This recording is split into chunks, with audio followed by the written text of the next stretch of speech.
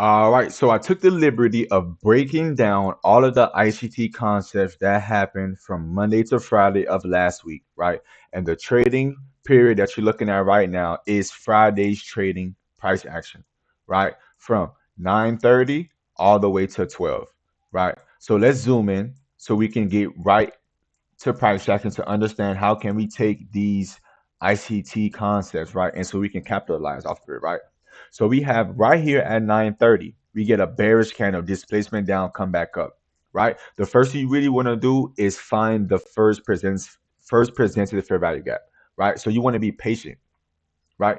So price kind of consolidates, then it displaces lower right here. You know, right here, these two up close candles, bullish candles, and aggressive close down, right, leaves a bearish order block. And with that bearish order block, it was coupled with the first presented fair value gap, right? And also with the nice displacement down, we ended up creating a change in the state of delivery coupled with the order block, right? Also with the bearish fair value gap right here. So we have a lot of resistance above here, right? And one thing we know, if price is extremely bearish, we want to see it leave breakaway gaps and stay in the lower half of certain areas, right? So we got the bearish order block right around 933, aggressive displacement down, creating the first percentage fair value gap, breaks above it, and all it really does is it tests the order block. So you see how it didn't have the willingness to come up to the mean threshold of the order block, and then it just gave a nice displacement lower, breaking below this first percent fair value gap, leaving the change in the state of delivery, coupled with the new bearish order block. Now let's zoom in some more because this is where a lot of people think that they're late on the move, but remember, if you're late on the move, it's just you have to understand price to find out, okay, where can I get another opportunity from, right? Because that's where I make a mistake at, right? So the fact that it made this just aggressive move down, leaving the fair value gap, right? So remember, if we're bearish, extremely bearish, I want to see it come into the lower half and then displace down. I don't want to see it come up into the upper quadrant of this level because I'm expecting it to be extremely bullish. I mean bearish. Sorry. So we get some displacement down. We get some consolidation. It comes in to the zone right here. But did it come into this fair value gap? No, it didn't. It stopped and then it displaced lower. So it can kind of fake you out sometimes. That's why you want to be patient because it's really just consolidating right now, right? So we finally get a tap into this bearish fair value gap, and then it's sweeping internal highs. And this is where we could get the SMTs from ES and NQ, right? Once we get that sweep of internal buy side, a tap into a bearish fair value gap where we're expecting it to reject from, then we get a aggressive close down, creating a propulsion block. And look at that big displacement down, sweeping these lows right here, right? Once it sweeps the lows, it's coming back up. Now it's creating a breaker. One thing we know about a breaker is a low, high, lower low, higher high, right? This is a breaker. So we have the breaker right here. Once it breaks above, coupled with this order block right here. So you see how it's coming into it. It's coming into it. You see how it's staying in the upper half of this bullish breaker. You see how if this the breaker, I want to see it once it breaks above the mean threshold, the equilibrium. Sorry, the equilibrium.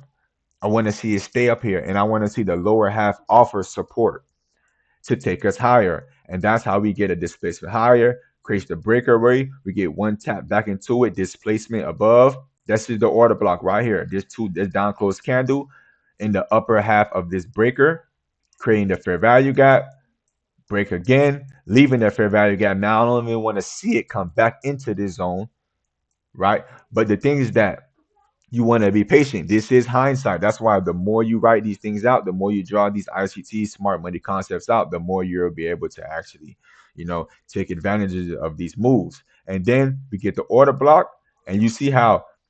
So if this is the fair value gap that I'm expecting it to be, if I'm bearish, I want to touch it and go lower. But the fact that it has so much support underneath it. You see how it's digging into the zone. It's digging into it, creating just support order blocks on top of order blocks, and then we get a nice displacement back up. Right, I actually caught this move. Right, I caught this move off of the breaker anyway, so it comes back up. Right, that's why it's important to leave certain zones up because price has a willing to come back to certain zones. Right, look what happened. It comes right back into this first presented fair value gap. This place lower right here, creating the change in the standard delivery, right? Leaving a breakaway gap, displacement lower. So it's leaving multiple breakaway gaps, right? But remember, if I'm heavy, I want to see it stay in the lower half of fair value gaps. Look at what it's doing. It's staying in the lower half of this fair value gap. Yes, I'm allowing it to trade in the upper quadrants of these levels. But if you see the bodies, look at the bodies. The bodies tell the story. The wicks do the damage. Okay, that's where I make a mistake about a lot.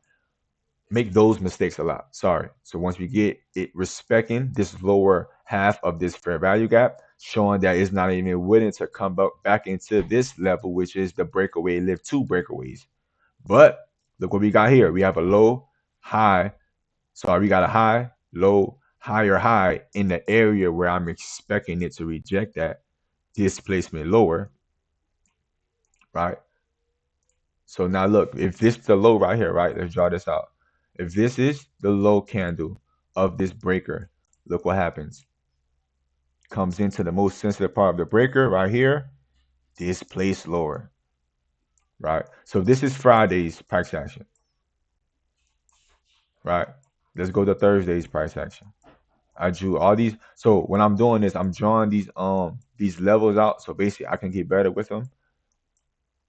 And basically so you guys can learn from my mistakes also.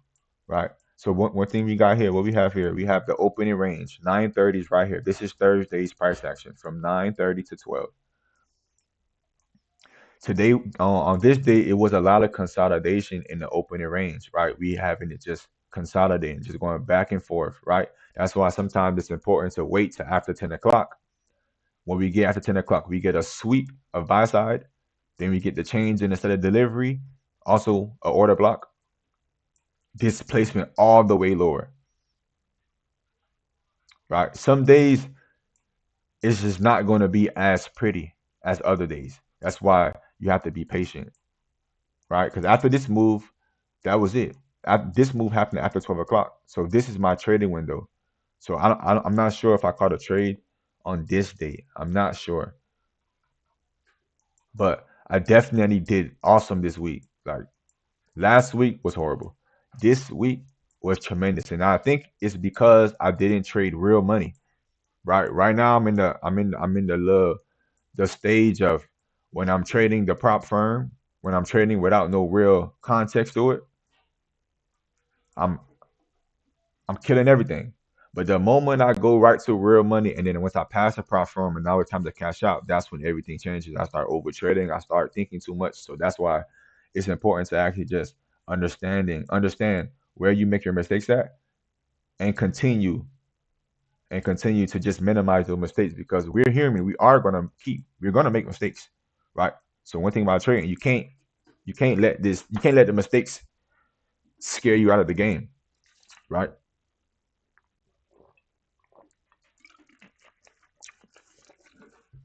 So what I'm doing, I'm just trying to minimize my mistakes because I am a high frequency trader, right? So, anyways, so on this day, which is what this is, this is Tuesday.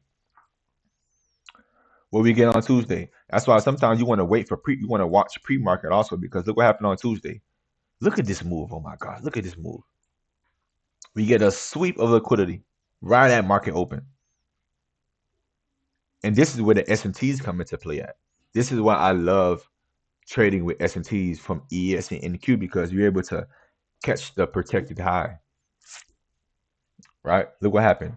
Sweeps it and it just displaces down, creates the first percentage fair value gap, and it just dumps all the way down, sweep this zone, right? It sweeps this sell side liquidity. But look what happens. If it's more sell side underneath it, right? It will give the intentions that okay, we're done. We're not gonna go no lower.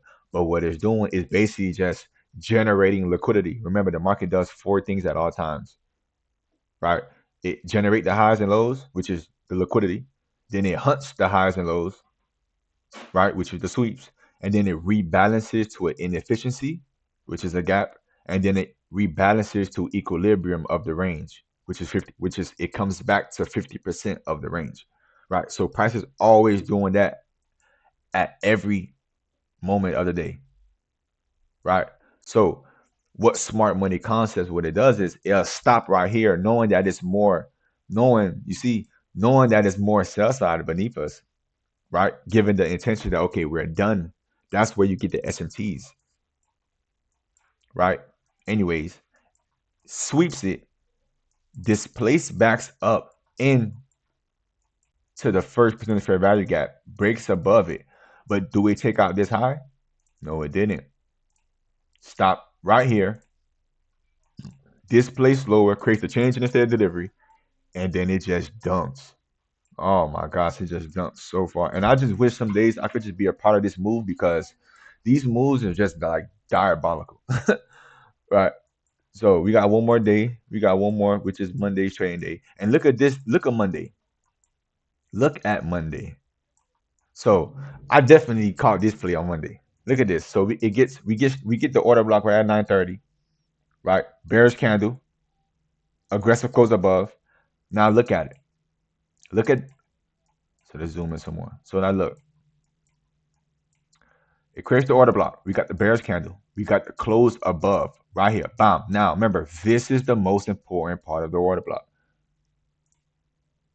This high wick to the open. Look at that. It's digging into it. Displacing higher, digging into it. Displacing higher, digging into it. It don't even have the willingness to come to mean threshold, which is 50% of this order block. It don't even have the willingness to do it. Displace higher, comes back, taps it again, and it just all day. And then no, let me stop you. And this is where we'll think that oh, I'm too late. Wait for the internal sweep. So you see how it's generating. You see how these lows are generated. Look what happens. It's acting like it want to go higher, right? Then it comes back down. It sweeps some internal. If it's super heavy, it's not going to sweep everything, but it's going to sweep some internal, right? Because people are putting buyers are putting a stop. They're chilling their stop. So the market has to sweep, takes the liquidity, and then displays higher, created a new order block, and then just runs. So that's Mondays, Tuesday, Wednesday, Thursday, Friday's price action. So I ended the day. Hold on, let me. I ended the day actually green on the week. I killed this week, and I think it's because I be trading prop firms. Like every time I trade prop firms, I murder it. But then it's like once I actually like once I actually like trade real money, it just be it just don't it kills. Look at this. I just got this account. You see what I'm saying? Look at this. I just got this account. Monday, negative $51. Tuesday, positive $588. Wednesday, positive $480. Thursday, I didn't trade because I forgot why. Friday, $913. I'm up $1,900 on the week trading this fucking shit. But the moment I go real money, what happens?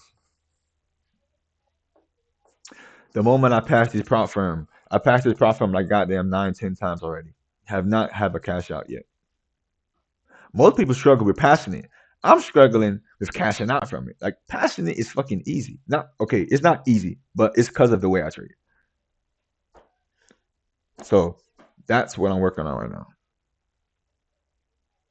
Right? That's why none of these wins right here matter to me. Any prop firm win, it don't even matter to me anymore because it's becoming like, yo, you gotta cash real money out. But this is a good stage because I'm on this is the beginning of year 3. right? And I've only been trading these new concepts for 6 months, so I'm still fairly new. But anyways, so down, so week one, so overall I'm down like six. I'm down like I think 1,600. Well, I think like $1,500 real money, and then on the prop firm, I'm not counting prop firm wins. Prop firm, you see, I'm up $1,900, but what matters is the real money. That what matters is the real money. So we got a whole new week. So we got the first 2 weeks done. 2 more weeks. So let's get it, man. So remember, price does four things at all times, which is generate liquidity, hunt the liquidity, rebalance the inefficiency, and rebalance the equilibrium. Remember, that's ICT concept. That's smart money concept. If you're trading support and demand, supporting resistance, supply and demand, breaking retest, stuff like that, that's a whole different strategy, right? And I catch you on the rebound, man. I appreciate y'all tuning in. And remember, become the person who can do the thing to eventually have Mr. or Mrs. Profitability. That's what the fuck I'm trying to get. I'm trying to get goddamn profitable. This shit getting on my goddamn motherfucking nerves. It's not. It's not really getting on my nerves because it's not really getting on my nerves because because really, let me get some the cheat codes. See, I be having cheat codes. That's why I don't be quitting. I don't be stopping because I could tap into so many cheat codes that I be having. So that's why I don't be understanding why niggas be quitting. It's just like, bro. Anyways, but the biggest cheat code for me is the journey, right? Most people they just want to get the money, right? Let's say matter of fact, let's say you win the lottery. Let's say right now you win the lottery, right? And now you was broke, and now you a fucking gazillionaire. Mentally, like I'm sorry, physically, you're a millionaire, but mentally, emotionally, you're broke as fuck. So you know what you're gonna do? You're gonna end up blowing all of that money because why? You didn't build the habits. You don't even know what it's like to go through the stages of getting rich, broke, go back and forth, right? You just got the elevator all the way up. So it's going to be so easy for you to blow it because you don't even have the intentions to do the right things with the money. You don't even know what to do with the money. That's why if you fall in love with the journey, with the process and understanding, oh, then I got to do these type of things. Okay, I got to stop doing that. I got to, you see what I'm saying? Understanding that doing the same thing over and over again is insanity. Hoping and praying that something changes, right? So that's why I'm not really tripping because I'm falling in love with the journey, and it's allowing me to understand and learn what I need to be doing. Right. Because once I become the person, now I can actually teach somebody how to really do this before real. And that's the definition of real wealth. Money is not the definition of wealth. Wealth is actually the how you if you can basically if you can actually show somebody how to eat and they can eat for themselves, that's wealth. Without me giving you a dollar. If I could show you how to eat and then you go eat and now you can provide for your family, that's wealth. You know what I'm saying? So, anyways, I catch you on a rebound, my G. Let's get it.